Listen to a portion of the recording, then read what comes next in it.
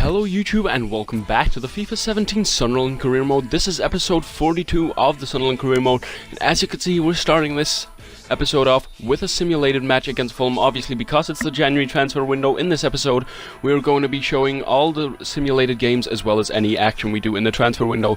So if you may have noticed that I haven't uploaded for around about a month, although hopefully I will be uploading an episode of the Ultimate Team series today, which is Monday the 24th of April. I've just been super busy. I've got a lot of footage recorded, I just haven't had time to put them together and get like a voiceover recorded, and that has been difficult. I did have the last one recorded off a while ago, so that is why I have not addressed me being away for this long on that video. So hopefully you can forgive me for not uploading for the last month, and hopefully we can get back into it and keep the series going well. So anyway, because it's the first day of the month, we're having a squad report. Obviously Dumitru is up by 6 this season, going pretty good. Some of the players growing quite well, a few good youngsters coming through, just pretty good growth. Obviously the right mid Walter Mathis doing pretty well, and Larson going down. He hasn't played that much since he came back. I kind of wish I hadn't brought him back now. Boston looking good. Caramore had a really good month last month and is looking good as well. Like I say, Dumitru up 6, looking pretty good. Fazio's future is being questioned at Sunderland, and as you can see, here are the youth players that are coming through in this scouting update. So no one coming through from Denmark. There was a player from Canada there who will be signed up, and also Max Gordson looks pretty good with 90 maximum potential. So as you can see, there's another couple players coming through from England. Ethan Murphy, they're looking pretty good. No one else really though, and that is the players that we will be signing up in this month. So as you can see here, we're not too far behind Crystal Palace, and we're going to be sending out our scouts now. One scout going to Africa to scout Nigeria, and the other scout going to scout in Japan. So a couple more scouting from different countries should be coming through, hopefully get some different nationalities in the team. Paraguay want us to go and manage their country, but that's not what we want to do, and Orlando City rejected an offer for Kyle Larin, who's playing pretty good in real life. He was the top scorer the last 2 seasons, and looks like he will be again this season, and look at what we have been able to do. I know it may be a little unrealistic, and I've gone and signed Romelu Lukaku on a pre-contract, and for that reason, next season I will be staying with Sunderland. I decided not to take Chris Smalling, but because I didn't want to make 2 big signings like that, but I'm happy to get Lukaku in for the next season, hopefully take us towards a Premier League title if that is possible.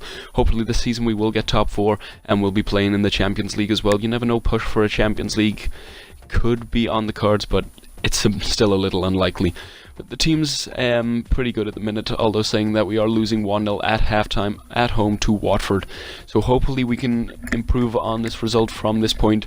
But as you can see, Akaka makes it 2-0, and it's not very often in simulated matches you see someone coming from 2-0 down to get a result. So that is how that one finished. As you can see, we're against Norwich next. In the last fixture, actually, they lost 5-0 to Liverpool, so we should be getting something from this game.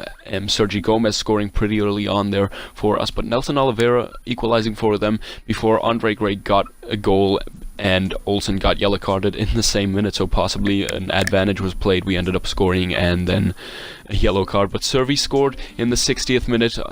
Good to see Kwame Kingdom coming off the bench, and then Adam Matthews scored as well to make it 4-1. Pretty good victory for us there.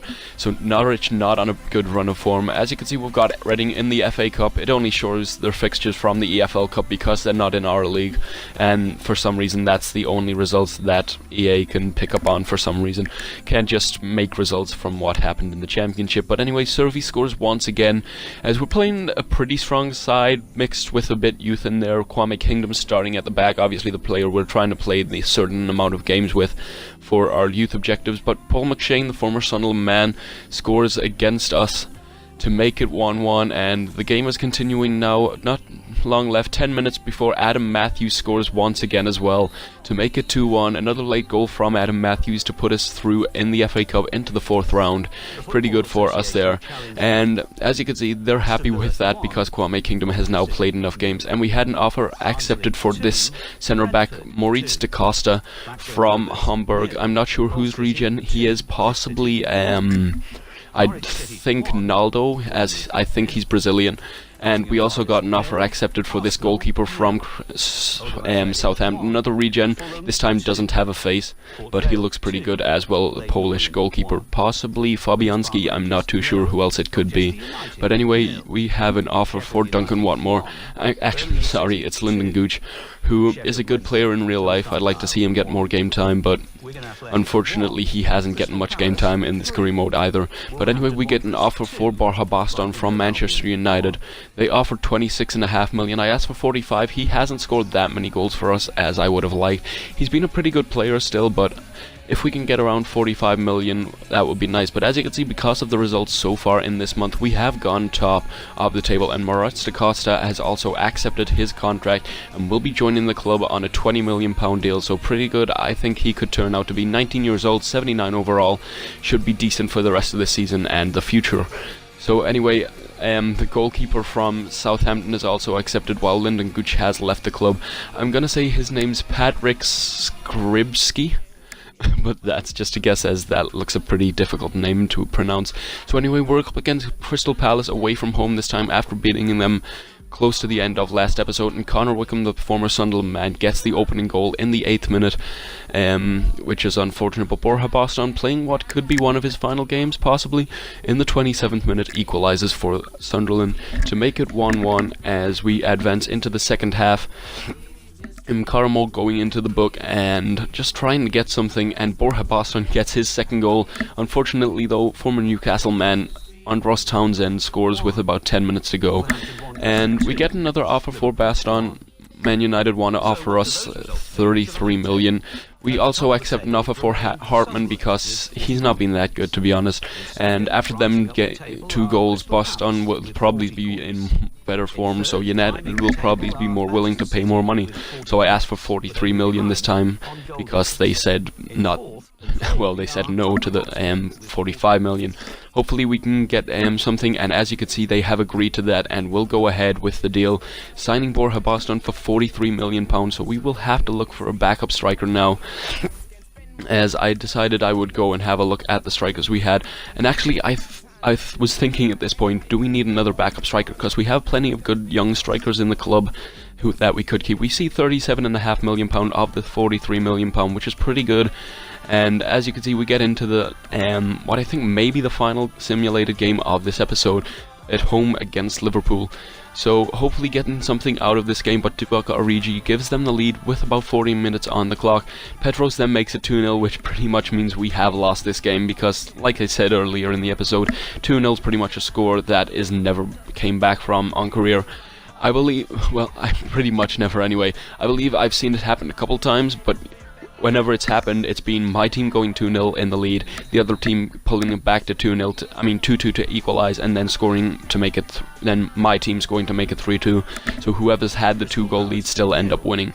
But as you can see here, Jan Karamo gets injured and will be out for 3 months, which is disappointing after that good end to the last the last month, sorry. So as you can see here, we're going for Kyle Lauren to try and get in a replacement for Baston now. Like I say, I was going to try and stick with the strikers we had in the club, but now that Karamore is injured for 3 months, we will need another striker to come in and help us up front. And then you can see we're advancing on further here.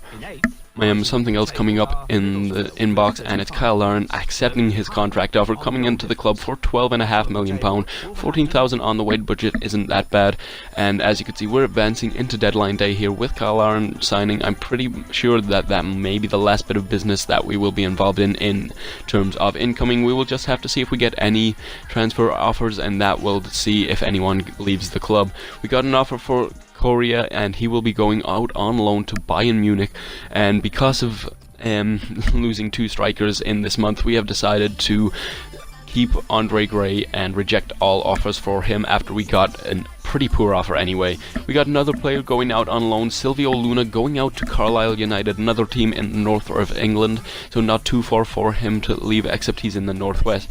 So anyway, here's the transfers that all the Premier League clubs completed over the course of this window.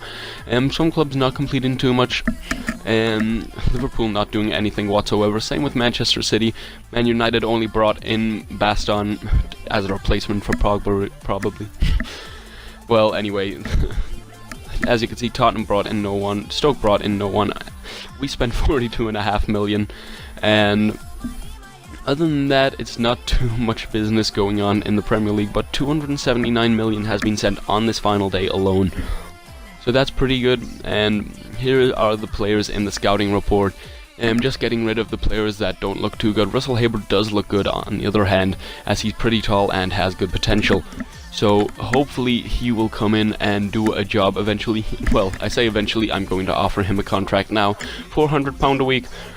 And hopefully he will do a job at some point over the course of this career, possibly this season. Maybe it's not till next season. We may need to take him to another club with us if we want to see him actually play much football, if next season will be my last with Sunderland. But anyway, as you can see, once again, a squad report. Just to finish off this episode, I think there might be a scouting report afterwards, but anyway, I'm gonna leave it here. If you enjoyed this video, please do leave a like, as that would be much appreciated. If you want to see any more of this career mode or anything, well, to do with the Ultimate Team series, please do subscribe, and that would be great as well. But anyway, once again, I just want to say thank you for watching. Sorry for the delay in uploads, but if you've watched this, it's a great pleasure to be talking over it again for you. So like I say, thank you for watching. See you later.